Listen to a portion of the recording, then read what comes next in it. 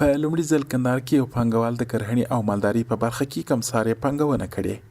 خیرګل افغان د کندهار په دامان ولسوالۍ کې پر سلګونه جریبه مځکه د $1 میلیون په ارزښت د کرهڼې او مالدارۍ داسې فارم جوړ کړی چې هم ورڅخه عصري تجربې ترلاسه کېدای شي او هم ورڅخه محصولات. افغان وايي موخه یې د خوړو خوندیتوب، د کاري فرصتونو رامنځته کول او په مسلکي توګه د کرهڼې او مالدارۍ نږدې کول دي. تقریبا دا ماډل د افغانستان په کچه باندې لومړنی او یوازینی ماډل دی چې رامنځته شوی دی او موږ چې کومه محاسبه لرو زموږ د الفارم د متخصصینو کوم بورډ چې کار کړی دی په ډېرې لږ پانګونې سره موږ خودکفایه کېدلی شو. هغه هم په 5 شیانو کې چې موږ لومړیتوب ورکوو چې هغه ډوډۍ ده، په دوهم قدم کې غوړي دي، هګۍ دي، شیدې دي او غوښه ده.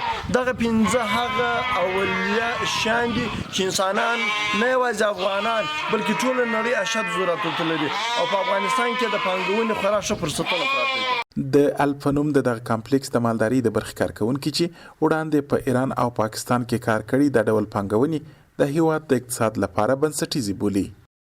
نور ایران ته دا پیغام دی چې منار سره د ښایسته کار او بس لکه افغان سفیر راستلی پخوا به موږ پاکستان ته روانو، بل ملک ته روانو، دروازې باندې تنګېدل، ایران ته تلو، مسافري زور غوښ وښه د کور څنګ ته کار، خپل ملک کار، ورور خپل ځاني کار، 15,000 افغانۍ تنخواه یو ملک نه درکېږي. د ناس د نور سره کار نیولو د افغان صاحب سره اوس اختام د مالدارۍ په برخه کې 13,000 کالداري راکړي.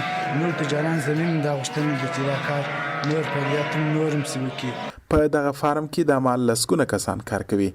د فارم د متخصصینو په خبره غواړي تر راتلونکو څو کلونو پورې سویلي حوزه کې د خوړو د خوندیتوب په برخه کې لا زیات کار وکړي او دغه حوزه د ډوډۍ، غوړو، هګیو، شیدو او غوښې په برخه کې پر ځان خودکفا کړي.